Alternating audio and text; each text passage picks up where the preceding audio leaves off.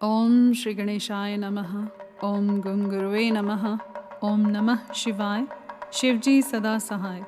रुद्र संगीता पार्वती खंड अध्याय 9 और 10। मेना और हिमालय की बातचीत। पार्वती तथा हिमवान के स्वप्न तथा भगवान शिव से मंगल ग्रह की उत्पत्ति का प्रसंग। ब्रह्मा जी कहते हैं, नारद, जब तुम स्वर्गलोक को चले गए तब से कुछ काल और व्यतीत हो जाने पर एक दिन मेना ने हिमवान के निकट जाकर उन्हें प्रणाम किया। फिर खड़ी हो वे गिरी कामनी मेना अपने पति से विनयपूर्वक बोली। मेना ने कहा, प्राणनाथ, उस दिन नारद मुनि ने जो बात कही थी उसको स्त्री स्वभाव के कारण मैंने अच्छी तरह नहीं समझा। मेरी तो यह प्रार्थना है कि आप कन्या का विवाह किसी सुंदर वर के साथ कर दीजिए। वह विवाह सर्वथा अपूर्व सुख देने वाला होगा। गिरिजा का वर शुभ लक्षणों से संपन्न और कुलीन होना चाहिए। मेरी बेटी मुझे प्राणों से भी अधिक प्रिय है। वह उत्तम वर पाकर जिस प्रकार भी प्रसन्न और सुखी हो सके वैसा कीजिए। आपको मेरा नमस्कार है। ऐसा कहकर मेना अपने पति के चरणों पर गिर पड़ी। उस समय उनके मुख पर आंसुओं की धारा बह रही थी। प्राज्ञ शिरोमणि हिमवान ने उन्हें उठाया और यथावत समझाना आरंभ किया। हिमालय बोले, देवी मेनके, मैं यथार्थ और तत्व की बात बताता हूँ, सुनो। भ्रम छोड़ो। मुनि की बात कभी झूठी हो ही नहीं सकती। यदि बेटी पर तुम्हें स्नेह है तो उसे सादर शिक्षा दो कि वह भक्तिपूर्वक सुस्थिर चित्त से भगवान शंकर के लिए तप करे। मेनके, यदि भगवान शिव प्रसन्न होकर काली का पानी ग्रहण कर लेते हैं तो सब शुभ ही होगा। नारद जी का बताया हुआ अमंगल या अशुभ नष्ट हो जाएगा। शिव के समीप सारे अमंगल सदा मंगल रूप हो जाते हैं। इसलिए तुम पुत्री को शिव की प्राप्ति के लिए तपस्या करने की शीघ्र शिक्षा दो। ब्रह्मा जी कहते हैं, नारद, हिमवान की यह बात सुनकर मेना को बड़ी प्रसन्नता हुई।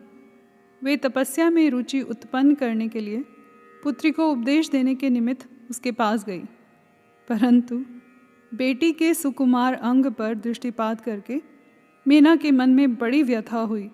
उनके दोनों नेत्रों में तुरंत आंसू भर आए। फिर तो गिरिप्रिया मेना में अपनी पुत्री को उपदेश देने की शक्ति नहीं रह गई। अपनी माता की उस चेष्टा को पार्वती जी शीघ्र ही ताड़ गई। तब वे सर्वज्ञ परमेश्वरी कालिका देवी माता को बारंबार आश्वासन दे तुरंत बोली। पार्वती ने कहा, माँ, तुम बड़ी समझदार हो, मेरी यह बात सुनो। आज पिछली रात्रि के समय ब्रह्म मुहूर्त में मैंने एक स्वप्न देखा है, उसे बताती हूँ। माता जी, स्वप्न में एक दयालु एवं तपस्वी ब्राह्मण ने मुझे शिव की प्रसन्नता के लिए उत्तम तपस्या करने का प्रसन्नतापूर्वक उपदेश दिया है। नारद, यह सुनकर मेनका ने शीघ्र अपने पति को बुलाया और पुत्री के देखे हुए स्वप्न को पूर्णतः कह सुनाया। मेनका के मुख से पुत्री के स्वप्न को सुनकर गिरिराज हिमालय बड़े प्रसन्न हुए और अपनी प्रिय पत्नी को समझाते हुए बोले। गिरिराज ने कहा, प्रिय, पिछली रात में मैंने भी एक स्वप्न देखा है। मैं आदरपूर्वक उसे बताता हूँ, तुम प्रेम पूर्वक उसे सुनो। एक बड़े उत्तम तपस्वी थे। नारद जी ने वर के जैसे लक्षण बताए थे, उन्हीं लक्षणों से युक्त शरीर को उन्होंने धारण कर रखा था। वे बड़ी प्रसन्नता के साथ मेरे नगर के निकट तपस्या करने के लिए आए। उन्हें देखकर मुझे बड़ा हर्ष हुआ और मैं अपनी पुत्री को साथ लेकर उनके पास गया। उस समय मुझे ज्ञात हुआ कि नारद जी के बताए हुए वर भगवान शंभु ये ही हैं। तब मैंने उन तपस्वी की सेवा के लिए अपनी पुत्री को उपदेश देकर उनसे भी प्रार्थना की कि वे इसकी सेवा स्वीकार करें, परंतु उस समय उन्होंने मेरी बात नहीं मानी। इतने में ही वहाँ सांख्य और वेदांत के अनुसार बहुत बड़ा विवाद छिड़ गया। तदंतर उनकी आज्ञा से मेरी बेटी वहीं रह गई और अपने हृदय में उन्हीं की कामना रखकर भक्तिपूर्वक उनकी सेवा करने लगी। सुमुखी, यही मेरा देखा हुआ स्वप्न है जिसे मैंने तुम्हें बता दिया। अतः प्रिय मेने, कुछ काल तक इस स्वप्न के फल की परीक्षा या प्रतीक्षा करनी चाहिए। इस समय यही उचित जान पड़ता है। तुम निश्चित समझो, यही मेरा विचार है। ब्रह्मा जी कहते हैं, मुनीश्वर नारद, ऐसा कहकर गिरिराज हिमवान और मेनका शुद्ध हृदय से उस स्वप्न के फल की परीक्षा एवं प्रतीक्षा करने लगे। देवर्षि, शिव भक्त शिरोमणि भगवान शंकर का यश परम पावन, मंगलकारी, भक्तिवर्धक और उत्तम है। तुम उसे आदर पूर्वक सुनो। दक्ष यज्ञ से अपने निवास स्थान कैलाश पर्वत पर आकर भगवान शंभु प्रिया विरह से कातर हो गए और प्राणों से भी अधिक प्यारी सती देवी का हृदय से चिंतन करने लगे। अपने पार्षदों को बुलाकर सती के लिए शोक करते हुए उनके प्रेम वर्धक गुणों का अत्यंत प्रीतिपूर्वक वर्णन करने लगे। यह सब उन्होंने सांसारिक गति को दिखाने के लिए ही किया। फिर गृहस्थ आश्रम की सुंदर स्थिति तथा नीति रीति का परित्याग करके वे दिगंबर हो गए और सब लोकों में उन्मत्त की भांति भ्रमण करने लगे। लीला कुशल होने के कारण विरही की अवस्था का प्रदर्शन करने लगे। सती के विरह से दुखित हो कहीं भी उनका दर्शन न पाकर भक्त कल्याणकारी भगवान शंकर पुनः कैलाश गिरी पर लौट आए और मन को यत्नपूर्वक एकाग्र करके उन्होंने समाधि लगा ली, जो समस्त दुखों का नाश करने वाली है। समाधि में वे अविनाशी स्वरूप का दर्शन करने लगे। इस तरह तीनों गुणों से रहित हो वे भगवान शिव चिर काल तक सुस्थिर भाव से समाधि लगाए बैठे रहे। वे प्रभु स्वयं ही माया के अधिपति निर्विकार पर ब्रह्म हैं। तदंतर जब असंख्य वर्ष व्यतीत हो गए तब उन्होंने समाधि छोड़ी। उसके बाद तुरंत ही जो चरित्र हुआ उसे मैं तुम्हें बताता हूँ। भगवान शिव के ललाट से उस समय श्रम जनित पसीने की एक बूंद पृथ्वी पर गिरी और तत्काल एक शिशु के रूप में परिणत हो गई।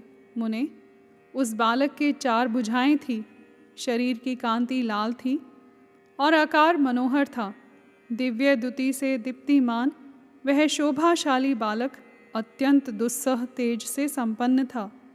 तथापि उस समय लोकाचार परायण परमेश्वर शिव के आगे वह साधारण शिशु की भांति रोने लगा।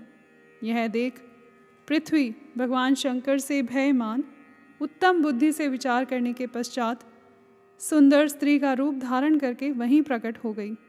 उन्होंने उस समय उस सुंदर बालक को तुरंत उठाकर अपनी गोद में रख लिया और अपने ऊपर प्रकट होने वाले दूध को ही सतन्य के रूप में उसे पिलाने लगी। उन्होंने स्नेह से उसका मुंह चूमा और अपना ही बालक मान हंस हंस कर उसे खिलाने लगी। परमेश्वर शिव का हित साधन करने वाली पृथ्वी देवी सच्चे भाव से स्वयं उसकी माता बन गई। संसार की सृष्टि करने वाले परम कौतुकी एवं विद्वान अंतर्यामी शंभु वह चरित्र देखकर हंस पड़े और पृथ्वी को पहचान कर उनसे बोले, धरणी, तुम धन्य हो। मेरे इस पुत्र का प्रेम पूर्वक पालन करो। यह श्रेष्ठ शिशु मुझे महातेजस्वी शंभु के श्रम जल यानी पसीने से तुम्हारे ही ऊपर उत्पन्न हुआ है। वसुधे, यह प्रियकारी बालक यद्यपि मेरे श्रम जल से प्रकट हुआ है, तथापि तुम्हारे नाम से तुम्हारे ही पुत्र के रूप में इसकी ख्याति होगी। यह सदा त्रिविध तापों से रहित होगा, अत्यंत गुणवान और भूमि देने वाला होगा। यह मुझे भी सुख प्रदान करेगा। तुम इसे अपनी रुचि के अनुसार ग्रहण करो। ब्रह्मा जी कहते हैं, नारद, ऐसा कहकर भगवान शिव चुप हो गए। उनके हृदय में विरह का प्रभाव कुछ कम हो गया। उनमें विरह क्या था, वे लोकाचार का पालन कर रहे थे। वास्तव में सत्पुरुषों के प्रिय श्री रुद्रदेव निर्विकार परमात्मा ही हैं। शिव की उपर्युक्त आज्ञा को शिरोधार्य करके पुत्र सहित पृथ्वी देवी शीघ्र ही अपने स्थान को चली गई। उन्हें अत्यंत सुख मिला। वह बालक भौम नाम से प्रसिद्ध हो युवा होने पर तुरंत काशी चला गया और वहाँ उसने दीर्घ काल तक भगवान शंकर की सेवा की। विश्वनाथ जी की कृपा से ग्रह की पदवी पाकर वे भूमि कुमार शीघ्र ही श्रेष्ठ एवं दिव्य लोक में चले गए। जो शुक्र लोक से परे है। यहाँ पर अध्याय 9 और 10 समाप्त हुए। कर्पूर गौरम करुणावतारम संसार सारम भुजगेंद्रहारम सदा वसंतम हृदयारविंदे भवम भवानी सहितम नमामि।